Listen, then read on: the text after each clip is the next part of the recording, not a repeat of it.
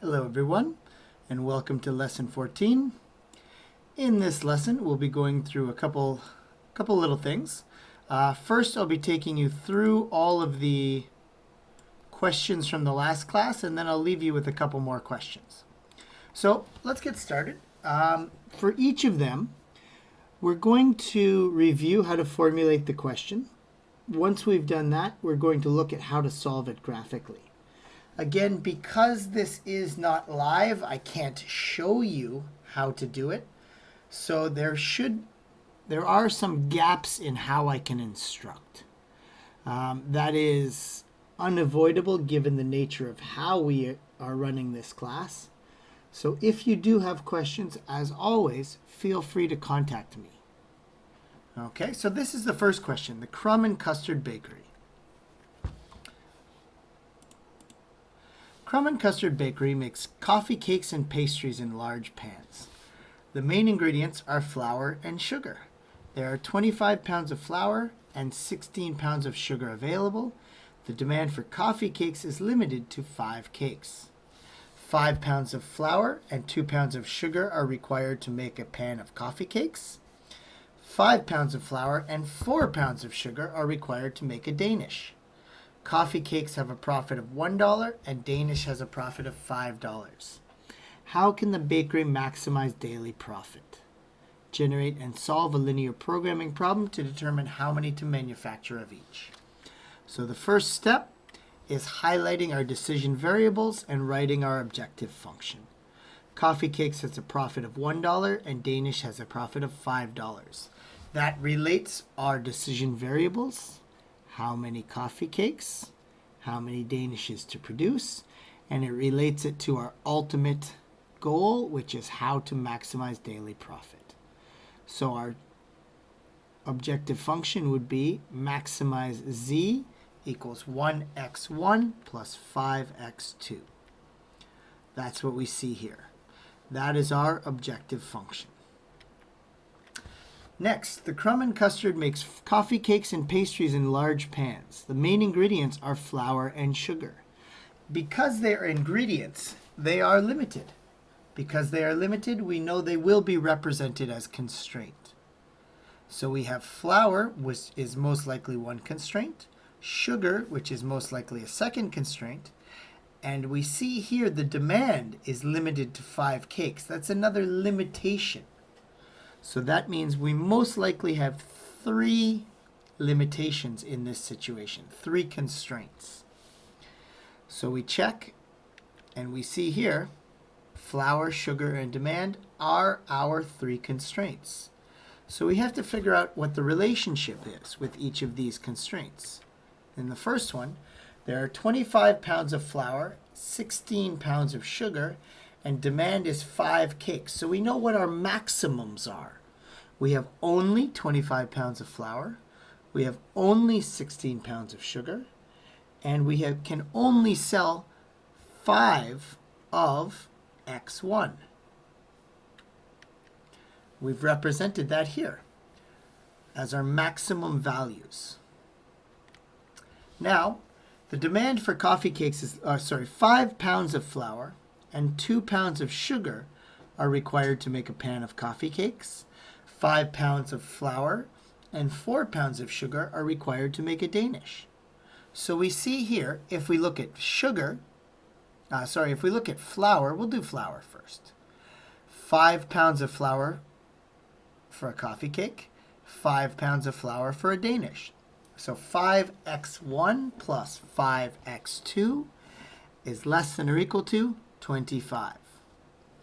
We see that for sugar, we have 2 pounds of sugar for a coffee cake, 4 pounds of sugar for a Danish. So 2x1 plus 4x2 is less than or equal to 16. That's how much sugar we have available. And finally, we know that x1, which is coffee cakes, is limited to 5. So we've put all of our constraints together, and we get this. The only mistake that was made here is I don't have less than or equal to. It should be less than or equal to for each of them. So 5x1 plus 5x2 is less than or equal to 25. 2x1 plus 4x2 is less than or equal to 16. x1 is less than or equal to 5. So we have each of these lines. Each of these, equations will be represented as lines on our graph. Okay, that's what we're looking for now. So we come here, and the first one, if we make x2 equal to 0, x1 is 25 divided by 5. x1 is 5, and we see that right here. If we make x1 0, x2 is 25 divided by 5, so x2 is 5. And we see that here. So we have 2 points. This is 0, 5. This is 5, 0. We connect the 2 points. And this line represents everywhere where all flour is used. At any of these production choices, so 2 and 3, if we make 3 coffee cakes and 2 Danish, we're using all of our flour. If we make 5 coffee cakes and 0 Danish, we're using all of our flour. If we make 4 Danish and 1 coffee cake, we're using all of our flour. So this line represents everywhere where flour is fully used. Now we add in our second line. Here, if we make x2 equal to 0, x1 is 16 divided by 2, x1 is 8. If we make x1 equal to 0, x2 is 16 divided by 4, x2 equals 4. So we have 4, 0, 4, and 8, 0. We connect those 2 points, and this line represents all the points where sugar is fully used. So in this section here, we have enough sugar because it's below the sugar line, and enough flour because it's below the flour line. In this section, right here, we have enough flour because it's below the flour line, but not enough sugar because it's above the sugar line. Same here. We have enough enough flour because it's above the flour line, but not enough sugar. And here we have not enough of both. So our possible points fall in this section. And it's 1, 2, 3 so far. But we have a third constraint. x1 is equal to 5. So we come over to x1 and we draw a vertical line because at all choices, x1 is always equal to 5. But this falls outside of this area of possible solutions. So this doesn't really matter. It's given to us, but in this scenario, it doesn't matter in any way. Okay, so what we've done here is we've graphed the equation. These are our possible solutions in this area, and this is an optimal choice, this is an optimal choice, and this is an possible optimal choice. We don't know the answer yet because we have to solve algebraically, but for now we have solved graphically. Hopefully everyone is clear. Again, as always, if you are unclear, feel free to contact me and hopefully I can explain it to you. Next is question example 5, and that's our jewelry store example. A jewelry store makes necklaces and bracelets from gold and platinum. The store has 18 ounces of gold and 20 ounces of platinum. Each necklace requires 3 ounces of gold and 2 ounces of platinum, whereas each bracelet requires 2 ounces of gold and 4 ounces of platinum. The demand for bracelets is no more than 4. A necklace earns $300 in profit and a bracelet $400. The store wants to determine the number of necklaces and bracelets to make in order to maximize profit. Formulate a linear programming model for this problem and solve it to determine the optimal manufacturing choices. So, already here I've highlighted two resources and a limitation. So we have gold and platinum. Those are resources. And we see here they're also finite resources. They are not unlimited. So those represent or will represent later limitations. But first, let's look at our objective function. So we see here the store wants to determine the number of necklaces and bracelets. So those are our decision variables. Necklaces, x1, bracelets, x2. We have to relate them to our ultimate goal, which is maximizing profit. So we have 300x1 plus 400x2. So our objective function becomes 300x1 plus 400x2, maximize z. And as I noted before, we have three limitations. We have limited gold, we have limited platinum, and we have limited demand. This is everything we've observed so far here. Now, we have to relate, or we have to connect our limited resources to our construction techniques.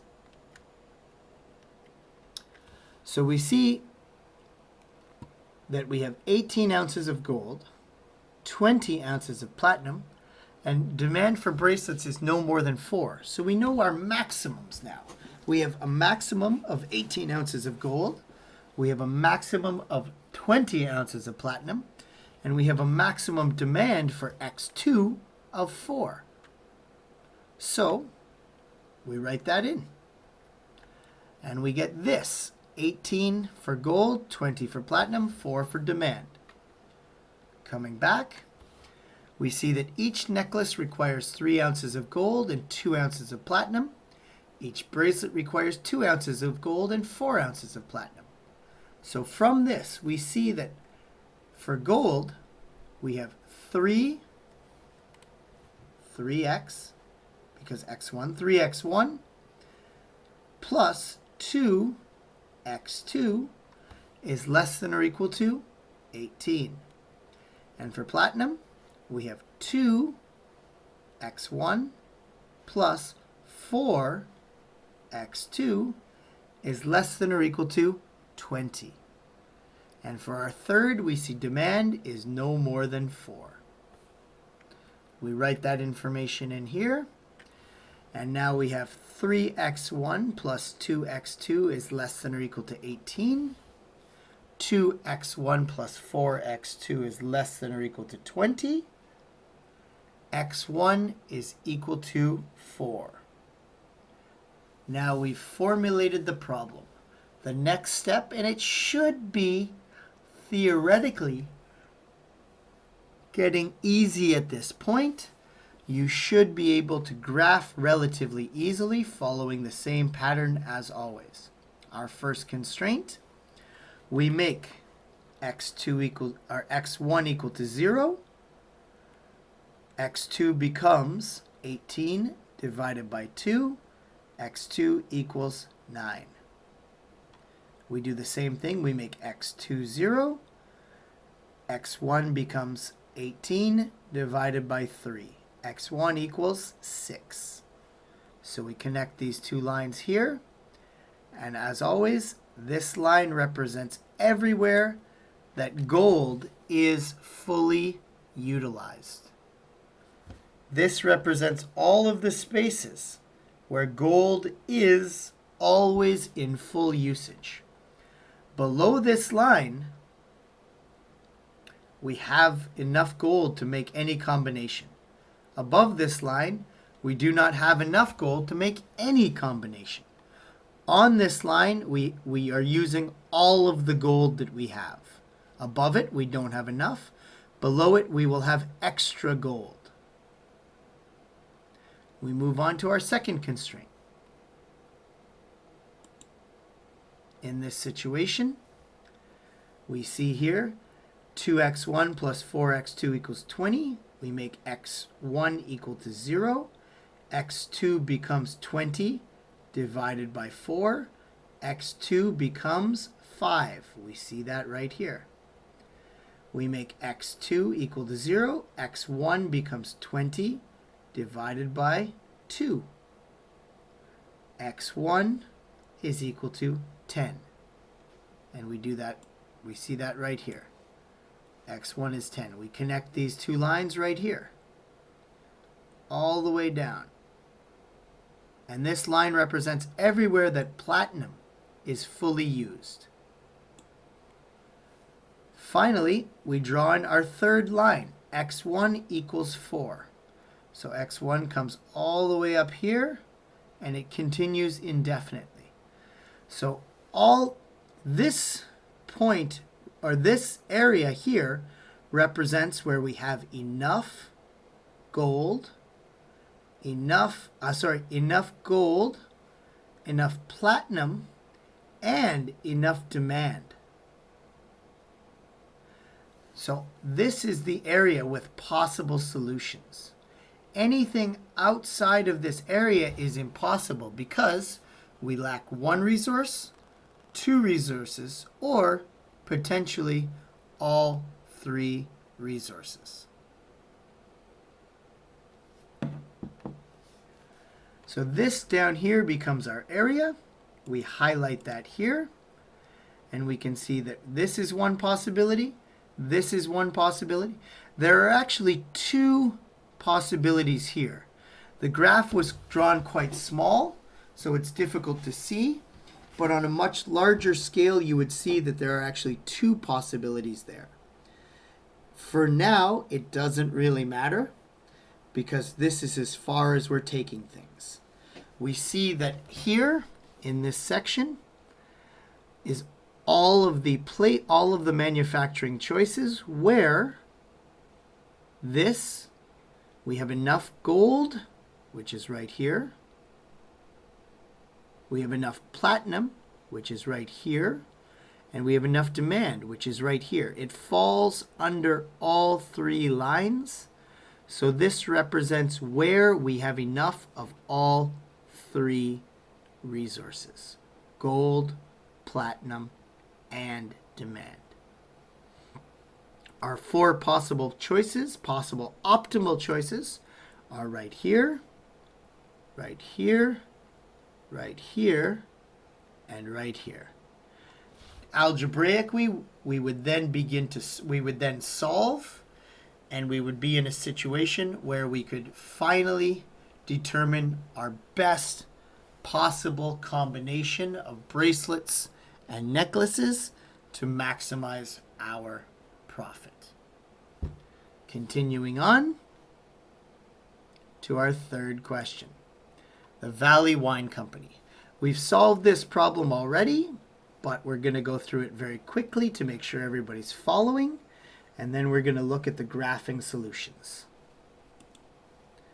Valley Wine Company produces two kinds of wine, Valley Nectar and Valley Red. The wines are produced from 64 tons of grapes the company acquired this season. A 1,000-gallon batch of nectar requires 4 tons of grapes, and a batch of red requires 8 tons. However, production is limited by the availability of only 50 cubic yards of storage space for aging and 120 hours for processing time.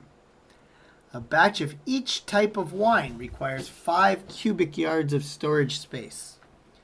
The processing time for a batch of nectar is 15 hours, and the processing time for a batch of red is 8 hours. Demand for each type of wine is limited to 7 batches. The profit for a batch of nectar is 9,000, and the profit for a batch of red is 12,000. The company wants to determine the number of 1,000-gallon batches of nectar and red to produce to maximize profit. So the first thing, as always, and it's given to us here, we highlight our decision variables. X1 is nectar, X2 is red. Then we connect our decision variables to our ultimate goal, which is maximizing profit. in this situation, 9,000x1 because it's 9,000 for nectar, as we see here, and 12,000x2 because it's 12,000 for red, as we see here. Then we write that down. Max z equals 9,000x1 plus 12,000x2. Following this, we begin work on our constraints. So we see that there are 64 tons of grapes, our limited production resource. We also know we have limited storage space. We have only 50 cubic yards. We also have only 120 hours of processing time. And demand is only 7 batches for each type of wine. So we see here we have 1, 2, 3, 4, 5, because each type of wine. We have 5 different constraints in this situation. So we're going to write that down now. Tons of grapes is a constraint. Processing time is a constraint. Storage space is a constraint. Demand for nectar is a constraint. And demand for red is a constraint. So now we have to go back into our question and find our maximums for each of them. 64 tons of grapes, done. 50 cubic yards of storage space, done. 120 hours of processing time, done. 7 batches for red, done. 7 batches for nectar, done.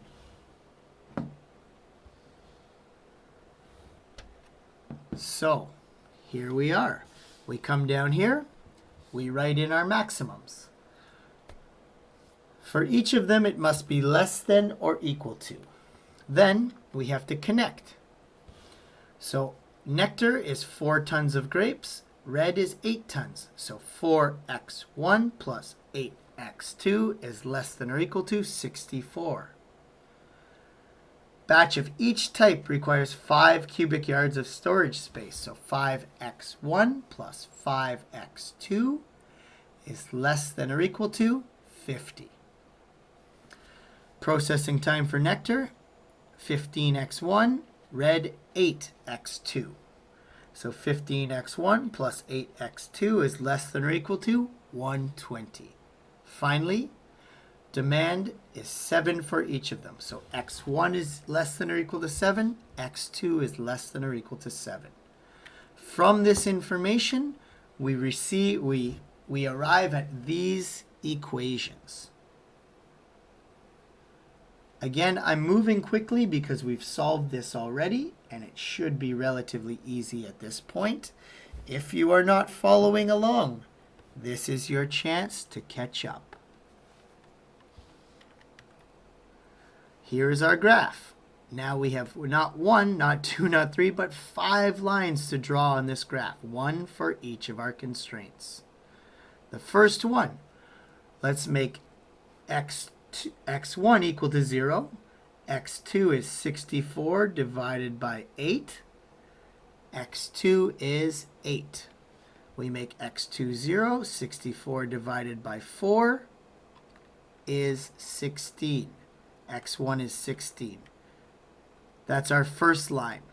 I'm going to go through them equally because I've drawn them all at one time here, and then we'll look at it together. But our second one, we have 120. 15x1 plus 8x2 equals 120. We make x1 equal to 0. x2 is 120 divided by 8. So x2 is 15.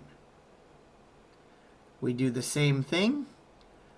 120 divided by 15. x1 is equal to 8. That's our second line. Our third line, x2 is equal to 5. Or is equal to 10, x1 is equal to 10. x1 equals 7, x2 equals 7. This is basic algebra, solving by letting one number equal 0. That allows us to solve for the unknown second variable. Once we've done all of this, and normally we would do one line at a time, but in my situation, I drew all 5 lines. That's what we've arrived at here. So this is C1, which is right here, which is the number of grapes. C2, which is the number or the amount of storage processing time. C3, which is the storage space. C4, which is demand for nectar. C5, demand for red. Only in this area here do we have enough resources for these production choices. But we know mathematically that to maximize our profit, it has to be one of these points right here, right here, right here, right here, or right here. One of these 5 possible points. This is a slightly more complex question, but the method of solving it is exactly the same as the other ones. Once you are able to draw your constraint lines, graphing should be no problem at all. Hopefully at this point, everybody is very clear. If you are not clear, it is kind of the time that you have to reach out and talk to me. Because next week is week number 6. In week number 6, we're going to move on to solving algebraically. Once we solve algebraically, we only have week 6 and half of week 7. That will lead into our midterm exam in week 8. Everything we've covered so far, you are responsible for on the midterm exam. So if you are not following along, this is important that you contact me, that you reach out to me. This is critical information. This is the very easiest of things that we will do. So if you are confused, now is the time to contact me. Hopefully everybody's okay. What I'm going to do now, same as yesterday or same as the previous lesson, is I'm going to leave you with 2 questions. I'm going to put the first question on the board for 6.5 minutes. I'll put, 6 minutes. And I'll put the second question on the board for 6 minutes as well. Once you have completed those 2 questions, fill out or complete your attendance quiz and have a wonderful day. Hopefully everybody's following along. If you have no questions, wonderful. If you do have questions, as always, I'm available on Kakao. Thank you for listening. I will give you a brief goodbye at the end. Here is question number 1. Please begin now.